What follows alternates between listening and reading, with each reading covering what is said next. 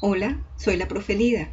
En esta ocasión te voy a contar de una técnica para describir el comportamiento de la familia de soluciones de una ecuación diferencial autónoma de primer orden sin tener que resolverla. A grandes rasgos, el análisis cualitativo es una técnica de las ecuaciones diferenciales que permite obtener información sobre la solución de una ecuación diferencial sin conocer explícitamente a la solución. Es aplicable a un cierto tipo de ecuaciones, que son las ecuaciones autónomas y que vamos a ver en breve. Y lo único que se requiere es saber derivar y saber interpretar la información que dan las derivadas y saber resolver inecuaciones algebraicas, cosa que ya aprendiste en los primeros cursos de cálculo. Ok, ¿cómo reconocemos una ecuación diferencial autónoma? Bueno, es una ecuación diferencial de primer orden que cuando está escrita en forma normal como esta, la función f, es decir, el miembro derecho de la ecuación, no depende explícitamente de la variable independiente, que en este caso es x. Veamos los ejemplos. En esta primera ecuación, la variable independiente es x. Y observa que en la ecuación diferencial, ella no aparece de manera explícita. En este segundo ejemplo, la variable independiente es t minúscula. Y observa que en la ecuación ella no aparece de manera explícita. Y en la última ecuación, que ya la conocemos porque corresponde al modelo logístico, la variable independiente es s. En esta ecuación tampoco aparece s de manera explícita. Entonces, todas estas ecuaciones son ecuaciones diferenciales autónomas. Aquí K, A y B son parámetros constantes. Sabemos desde los primeros cursos de cálculo que si conocemos la derivada de una función, tenemos información acerca de cómo es esa función. En este caso, si suponemos que f es una función continua y derivable como función de y, nosotros podemos saber cómo es la solución de la ecuación diferencial porque conocemos cómo es la función f. En particular, si conocemos las regiones donde f tiene un signo definido, conocemos las regiones donde la función solución de la ecuación diferencial es creciente o decreciente. Asimismo, también podemos saber qué ocurre o cuáles son las soluciones constantes de la ecuación diferencial.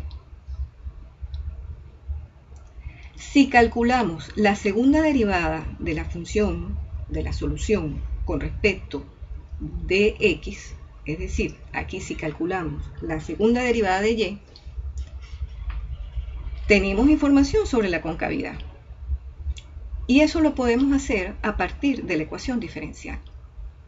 Cuando juntamos todas estas piezas, podemos esbozar o conocer cómo es la gráfica de las soluciones de la ecuación diferencial.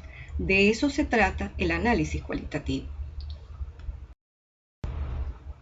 Un hecho importante que tenemos que puntualizar es el siguiente.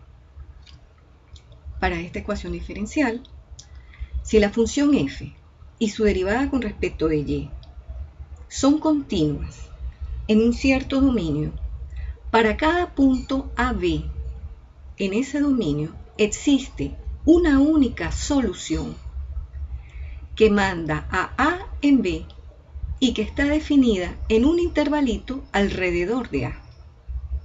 Esa garantía me la da el teorema de existencia y unicidad.